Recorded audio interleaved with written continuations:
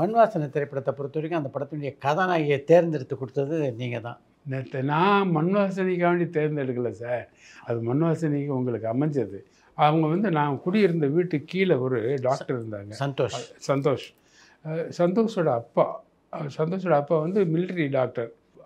அந்த வீட்டுக்கு வருவாங்க போவாங்க. ஏன்னா இவங்க அப்பாவும் அம்மா வந்து மிலிட்ரியில் இருந்தவங்க தான். அந்த அம்மா வருஷம் இருந்தாங்க. அவங்க அவர் மிலிட்ரியில் ஒர்க் பண்ணியிருந்தார். அவங்களுக்குள்ள ஏதோ ரிலேஷன்ஸு வந்து போவாங்க. அப்போது அந்த மாமி வந்து என்ன சொல்லியிருக்காங்க, லவராணி இங்கே வாடி அப்படின்னு சொல்லி என் மிஸ்ஸஸ்காரு இந்த ஃபோட்டோ பாடி எப்படி இருக்குது அப்படின்னு பார்த்தோன்னே, யாருமா அப்படின்னா அந்த அப்புறமேட்டு ஓ நல்லா பண்ணியிருக்காங்க, நல்லா இருக்குது, நல்ல கிளாசிக்கல் டான்ஸெல்லாம் அப்படி ஆமாம் அப்படின்னு என்கிட்ட திரும்பி அந்த ஃபைல் வருது. அந்த ஆல்பம் வந்தோன்னு பார்க்குறேன். எனக்கு ரொம்ப பிடிச்சிருந்துச்சு. நான் டேரக்டர்கிட்ட போய் காமிக்கிறேன். அந்த மாதிரி இந்த பொண்ணு கிளாசிக்கல் நம்ம இந்த சாங்க்கு காதல் ஓய்த்துக்கு நல்லாயிருக்கும் அப்படின்னு சொல்கிறேன். அவர் ஆமாம் நல்லா தான் இருக்கும், ஆனால் ராதாவை மிக்ஸ் பண்ணிட்டோம், திரும்பி அதுக்கு இது கேன்சல் பண்ணிட்டு போட்டோம்னா நாமளே நம்ம பிள்ளைய வந்து இது பண்ண மாதிரி இருக்க நல்லா இருக்காது, அதனால் வச்சிரு, அடுத்த படத்துக்கு யூஸ் பண்ணிக்கலாம் அப்படின்னு சொன்னார். அப்போ இதுக்கடையில் பாக்யராஜ் சார் ஃபோன் பண்ணி, என்ன ஜெயராஜ் இந்த மாதிரி ஒரு பொண்ணு வச்சுருக்கீங்க, ஆனால் இல்லைண்ணே இந்த மாதிரி ஒரு இது இருக்குங்க, புதிய இதுக்கு அவன்ட்டு கேட்டோம், சார்ட்டை கொண்டு போய் காமிச்சோம், அடுத்த படத்துக்கு யூட்டிலைஸ் பண்ணிக்கலாம்னாங்க. இல்லை அவங்க என்ன நம்ம இதில் போனவங்கள கேள்வி பாருங்கள், இதில் என்ன இருக்குது, நீங்கள் உங்கள் படத்துக்கு கேளுங்க அப்படின்னு. அப்புறமேல அவர் நம்பர்லாம் கொடுத்து பேசியிருக்காங்க. பேசுனதுக்கு அந்த பொண்ணு என்ன சொல்லிச்சுன்னு தெரியல. இல்லை நான் முதல்ல பாரதிராஜா சார் படத்துலேருந்து நடிப்பேன், அதுக்கு பின்னாடி நீங்கள் அதுக்கு எடுத்து நான் வேறு யாரும் இதில் முதல்ல எனக்கு வந்து டேரக்டரோட படத்தில் நடிக்கணும் அப்படின்னு சொல்லியிருக்கேன் அவங்கள்ட்ட. அப்புறம் அந்த நானியில் அவர் மேனேஜர் அவர் சொன்னார், இந்த மாதிரி சொல்லிச்சு இந்த மாதிரி பண்ணேன் நான் அப்படின்னு. அப்படி அவங்க ஆஷா கேளுன்னி அவங்க பேர். அவங்க அம்மா அந்த அவங்க ரொம்ப மரியாதை, எங்கள் மேலே ரொம்ப மரியாதை இருக்கும் அவங்களுக்கு, எப்போ பார்த்தாலும் ரொம்ப மரியாதை பண்ணுவாங்க. அதே மாதிரி இது ரேவதி ஆஷா கேளுன்னி அங்கிள் நல்ல ரொம்ப லவபிள் கேள். அது இதெல்லாம் அதாவது ஒன்றுன்னா நினச்சி பார்க்குற போது ஓஹோ இப்படியெல்லாம் நமக்கு இருந்தது நினைக்கிறது. எப்போ கடைசியாக ரேவதியை பார்த்தீங்க? பார்த்து ரொம்ப நாள் ஆச்சு சார், பல வருஷங்கள் ஆயிடுச்சு, கிட்டத்தட்ட 10-15 வருஷம் 12 வருஷத்துக்கு மேலே ஆயிடுச்சு. எப்போ சிவாஜியை முதல்ல பார்த்தீங்க? சின்ன பிள்ளையா இருக்கும்போது சாவித்திரி அம்மாவும் சரி சிவாஜி அண்ணனும் சரி வந்தாங்கன்னா அப்படி சாஸ்திரம் விழுந்துருவேன் நான் தேட்டர். எப்படின்னா எனக்கு ஒரு பெரிய இது மாதிரி ஃப்ரேமில் ஃபஸ்ட்டு ஃப்ரேமில் பார்த்த உடனே அப்படியே விழுந்து தீமே அப்படின்னு அவ்வளோ பெரிய ரசிகர். ஐயோ எனக்கு சிவாஜின்னு செத்துருவேன் நான். அது என்னன்னு தெரியல, தன்னை அறியாமல் ஒரு பெரிய ஒரு இது அவர் அவருன்னு சொல்லிட்டேன்னா அப்படி உடம்புலலாம் ஏதோ செய்கிற மாதிரி இருக்கும். அந்த மாதிரி அப்படியெல்லாம் ஒரு கலைஞனை நான் உண்மை பெரிய சிவப்பெரிய கலை. அதே மாதிரி கமல் சாருங்க, கமல் சார் ரஜினி சார் கூடலாம் பழகுனது அதெல்லாம் ஐயோ. கொடி பிறக்கிறதப்போ தான் ரஜினியோட பழகக்கூடிய வாய்ப்பு அதிகமாக அமைஞ்சதா? ஆமாம் அதுக்கு ஆமாம் அப்போ இது நிறையா இருந்தது. அவர் ஃபஸ்ட்டு டே சார் ஷூட்டிங், இவர் என்ன சாப்பிடுவாருன்னு தெரியாது. நானும் இது ஜெயக்குமாரில் நம்ம எங்கள் நிர்வாகி. ஆமாம் அவர் இது முதலாளி என்ன சாப்பிடாருன்னு தெரியல, என்ன பண்ணுவோம் நான்வெஜ் ஐட்டம்ஸ் என்னென்ன இருக்குது அத்தனை லேஅவுட் பண்ணி விட்டுருவோம், அவருக்கு என்ன பிடிக்குதோ சாப்பிட்டுட்டோம் அப்படின்ட்டு. ஒரு டேபிளில் இது அப்போது இவருக்கு ரஜினி சாருக்கு அந்த ராம்சாமி மிஸ் அவங்க இதை நான் ரொம்ப பிடிக்கும். அவங்கள்ட்ட சொல்லிட்டேன், எப்போ இன்றைக்கி ஃபஸ்ட்டு டே அவர் என்ன சாப்பிட்றாருன்னு தெரியாது, இருக்கிற நான்வெஜ் எல்லாத்தையும் ரெடி பண்ணி வச்சுரு அப்புறம் பார்த்துக்கலாம் அப்படின்னு. அவருக்கு என்ன பிடிக்குதோ சாப்பிட்டு அவர் வீட்டில் இருந்து வெஜிடேரியன் தான் வரும். பார்த்துட்டு இது அப்படின்னாரு, என்னது அப்படின்னாரு. இல்லை சார் இவ்வளோமா அப்படின்னாரு. இல்லை சார் உங்களுக்கு என்ன பிடிக்கும்னு தெரியாது, எங்களுக்கு எல்லாத்தையும் வச்சுருக்கோம், எது பிடிக்குமோ அதை நீங்கள் எடுத்துக்கோங்க, ஃபர்தராக நாங்கள் அதை கண்டினியூ பண்ணிக்கிறோம் அப்படின்னு.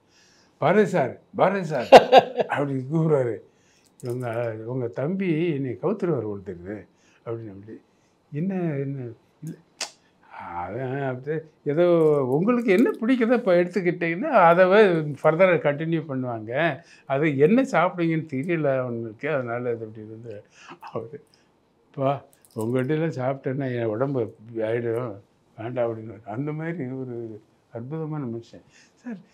ஒரு 5 நிமிஷம் லேட்டாக வந்துட்டாருன்னா செட்டுக்குள்ளே வீனஸில் செட்டு போட்டிருக்குமா, இப்போ சொல்கிறார் ஃபோன் பண்ணி, இந்த மாதிரி டேரக்டர் சார் ஒரு 5 மினிட்ஸ் இது வந்திருக்காங்க, கெஸ்ட்டுன்னு வந்திருக்காங்க, ஒரு 5 நிமிஷம் லேட்டாக இருந்தேன். இது எதுக்கு நீங்கள் பேசாமல் நீங்கள் வாங்க, ஒன்றும் பிரச்சனை இல்லை, நாங்கள் பார்த்துக்கிறேன், நான் வேறு ஷார்ட் எடுத்துகிட்ருப்பேன், நீங்கள் பேசாமல் இருங்க அப்படின்னு. 5 நிமிஷம் லேட்டாக வந்து உள்ள செட்டுக்குள்ளே நுழையிறும் போது எல்லார்ட்டையும் சாரி சாரி சாரி அப்படின்னா என்ன சார் இப்படி ஒரு நீ அதை வந்து சாதாரணமாக இருந்த இவ்வளோ பெரிய மகான், பெரிய ஆள், இன்றைக்கி வேர்ல்டில் பெரிய ஒரு ஆர்டிஸ்ட்டு, பெரிய ஸ்டாரு, நீங்கள் வந்து மன்னிப்பு சாரி சாரி சாரின்னு வர்றதுன்னு அப்படியே அப்படியே எப்படி இப்படியெல்லாம் ஒரு மனுஷனில் பார்க்க முடியாது. எல்லாம் எங்கெங்கேயோ அதாவது சின்ன இதான இது முளைச்சிருவேன். பட் இந்த மனுஷங்க அப்படி இல்லை. அதே மாதிரி கமல் சார் வந்து சொல்லுவார், பாரதி சார் நீங்கள் ப்ரொடியூசராக இருக்கக்கூடாது, நீங்கள் டைரக்டராக இருக்கணும், நான் நடிக்கணும், அது மட்டும்தான். ஏன்னா நீங்கள் ப்ரொடியூசர் டைரக்டர் இருந்தீங்கன்னா கொஞ்சம் கஷ்டம். ஏன்னா அவர் ஒரு கேரக்டர்னால் அந்த கேரக்டர் ஆகிறதுக்கு அவர் மெனக்கிடுறார். கரெக்ட். ஒரு இது சப்போஸ் கைதி இண்டியாவிலேயே அந்த ஓல்டு கெட்டப் பண்ணணும்னா கிட்டத்தட்ட 4 மணி நேரம் 3.5 மணி நேரம் 4 மணி நேரம் ஆகுது. காலைல 9 மணிக்கு ஆரம்பித்தாருன்னா 12 மணி 1 மணிக்கு தான் முடிக்குது அந்த மேக்கப் முடிச்சு. அவர் வர்றதுக்கு செட்டுக்கு வர்றதுக்கு வந்து அதில் இவர் என்ன அப்படின்னு நெளியவார். அது அவருக்கு அது சொல்லுது, சார் நீங்கள் வந்து ஒன்லி டைரக்டராக இருக்கணும், ஏன்னா ப்ரொடியூசர் டைரக்டராக இருந்தால் அது கொஞ்சம் கஷ்டம் எனக்கு. ஏன்னா எனக்கு இவ்வளோ டைம் ஆகுது, நான் இது மெனக்கெட்டு நான் இது பண்ணுறேன், அதுக்கு முன்னாடி இல்லை. ஸோ அந்த மாதிரி அவர் தொழில் சின்சியர். ரஜினி மாதிரி சிவாஜியோட பழகின்ற உங்களால் மறக்க முடியாது. அது என்னென்ன அவர் எனக்கு என்னை எப்போ கேட்டாலும் பார்க்குற போதில் டேய் படுவா அப்படின்னாரு. ஏன்னா எனக்கு ஹார்ட் அட்டாக் ஆனால் அவர் தெரியும். ஒரு விட நான் வீட்டுக்கு போயிருக்கேன், போய்ட்டு இன்விடேஷன் கொடுக்க போகிறேன் அப்படின்னு அப்படி உட்காந்துருந்தார். என்ன இல்லைண்ணே இன்விடேஷன் கொடுக்க வந்தேன் அப்படின்னு. என்னடா படுவா சிகரெட்லாம் பிடிக்கிறியா அப்படின்னு கேட்டார். இல்லைண்ணே என்னைக்கு அந்த 84லேருந்து அட்டாக் ஆனதுலேருந்து போய் சும்மா விட முடியாது விட முடியாது, என்னை கூட தான் டாக்டர் சொல்கிறேன் அப்படி சீட்டு பிடிக்கூடாதுன்னு. நான் என்ன பண்ணுறேன், இந்த மாதிரி அப்படியே உள்ளே விட்டுறா, உள்ளே இழுக்காத அப்படின்னாரு. இல்லைண்ணே நான் உள்ளே அப்படியே சத்தியமாக நான் 84லேருந்து தண்ணி அடிக்கவே இல்லை சார், அப்பப்போ சீரட்டை வந்து விட்டுட்டேன்னு. சரி என்னெல்லாம் விட சொன்னாங்க, விட முடியல, இப்படி வருது. அப்புறம் என்ன விஷயம், இந்த மாதிரி அண்ணன் உங்கள்கிட்ட இந்த இன்விடேஷன் கொடுத்து சொல்லுவார். சரி எப்போ பார்த்தாலும் என்னை இதை தான் கேட்பார். அதே மாதிரி அவர் தலைவர் இருக்கார் எம்ஜிஆர், அவர் 2 மணி நேரம் மீட் பண்ணியிருக்கேன் கேட்பார். அதெல்லாம் எப்படி சார் இத்தனை பேரை பார்க்குறாங்க, எத்தனை கோடிக்கணக்கான மனிதர்கள் பார்க்குறாங்க, எப்படி இந்த மாதிரி என்னை பார்த்த உடனே இதை கேட்க தோணுது அப்படின்றது. அதெல்லாம் இதுக்கெல்லாம் நான் எங்கே சார் போய் நான் எப்படி சார் நான் இதுக்கு நன்றி சொல்லுவேன். பெரிய இறைவனுக்கு எப்படி நான் பெரிய வாய்ப்பு. அவர் இப்படியெல்லாம் நினச்சி பார்க்குறேன். ஏடா ஜெயராஜ் நீ பிறந்ததுக்கு இப்படியெல்லாம் இவங்களெல்லாம் பார்ப்போம்னு நினச்சிருக்கோம்மா, நம்ம பேசுவோம்னு நினைப்போம்மா. பிம்பத்தில் பார்த்து பழகி அவங்களோட நெருங்கிறதுக்கு வந்தது. எப்படி நன்றி சொல்கிறதுன்னு தெரியும் இறைவனுக்கெல்லாம். பாரதி ராஜாவுடைய இயக்கத்தில் நீங்கள் தயாரித்த என்வில்டோன் படத்தை பற்றியும் அதில் அறிமுகமான பாபுவை பற்றியும் சொல்லுங்கள். நல்ல பையன் சார், அற்புதமாக பிரில்லியன். அவன் இப்படி இந்த மாதிரி அதாவது சில விஷயங்கள் வந்து பெரியவங்க சொல்கிறாங்கன்னா அதுக்கு ஏற்றுக்கிறேன்னா அப்படின்றது, உன்னுடைய வில் பவரில் நீ வந்து மேலேருந்து குதிக்கிற அப்படின்றது வேறு. பட் சில விஷயங்கள் நீ ஒன்று நம்பி எவ்வளோ பேர் எவ்வளோ இது பண்ணியிருக்காங்க, என்ன இன்வெஸ்ட் பண்ணியிருக்காங்க. இன்னொரு தோணலாம் நீ மிகப்பெரிய ஆர்டிஸ்ட், பெரிய அவன்லாம் அந்த இதை பார்த்துட்டு அதே மாதிரி வடிவு கரசியம்மாவும் சரி, அப்புறம் இவர் லிவிங்ஸ்டன், ஐயோ என்ன வாழ்ந்துருப்பாங்க. அது கதை சூப்பர். அப்படி இருந்த படத்தை பார்த்துட்டு கமல்ஹாசன் அந்த அளவுக்கு பாபுவை பாராட்டியிருக்க மாட்டார்.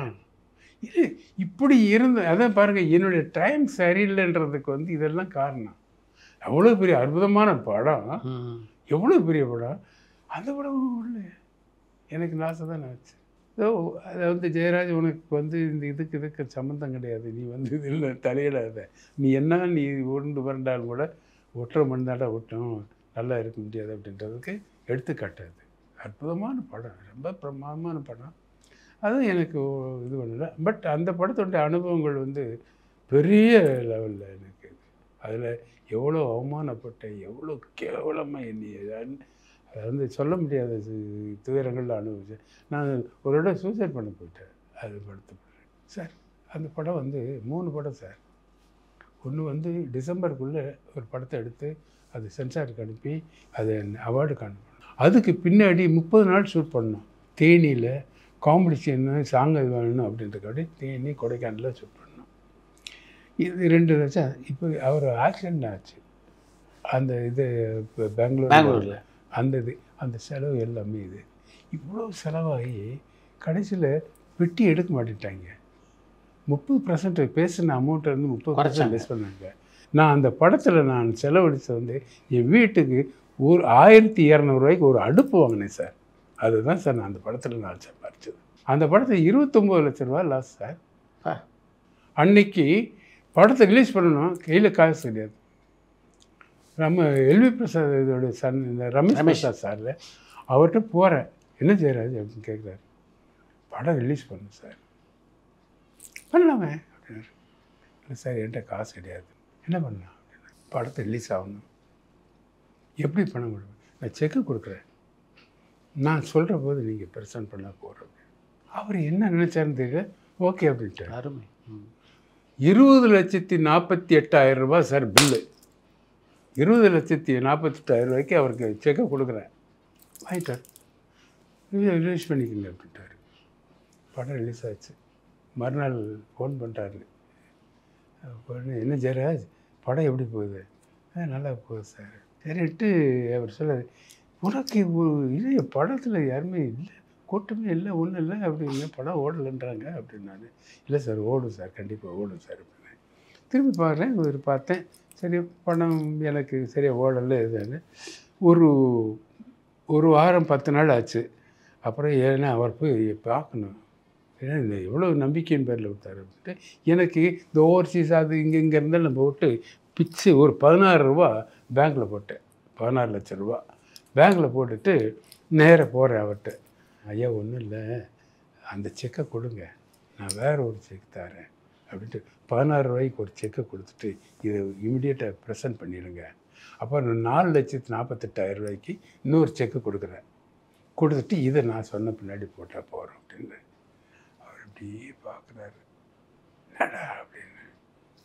சரின்னு வாங்கிட்டு திரும்பி அப்புறம் ஒரு வாரம் 10 நாள் கழித்து போயிட்டு 2 லட்ச ரூபாய்க்கு ஒரு செக்கு கொடுக்குறேன், கொடுத்துட்டு இதை இப்போ ப்ரெசென்ட் பண்ணிடுங்க. அந்த 2,48,000 நான் மறுபடியும் ஒரு செக்கு கொடுக்குறேன். நான் சொல்கிறார், இந்த 2,48 எடுத்துக்க ஜெயராஜ். 2,48 கையில் கொடுத்துட்டு நீ வச்சு வேண்டாம் அப்படின்னு.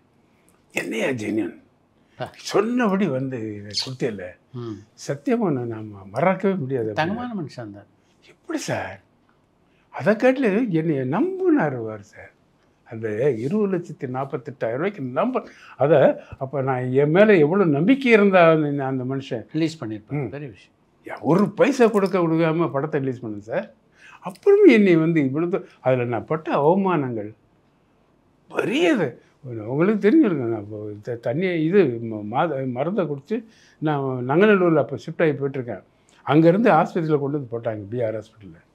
அந்த மாதிரிலாம் கஷ்டப்பட்டேன், என்ன பண்ணுறது. சரி, உங்களுடைய ஆரம்ப கால நண்பரான இளையராஜா அவங்க பல படங்களுக்கு இசையமைச்சிருக்காரு. ஆமாம், பிரபலமான இசையமைப்பாளர் ஆனதுக்கு பின்னால் பழைய அனுபவத்தை சொல்லுங்கள் சார். அதாவது அவர் வந்து நான் இப்படி தான் சார் பார்ப்பேன். நான் இப்போயும் கிடையாது, முன்னெல்லாம் ஜீவா அவங்க மிஸ்ஸஸ் இருந்தாங்க இல்லையா, அவங்க வந்து என் மேலே என் மிஸ்ஸஸ் மேலே பெரிய மரியாதை.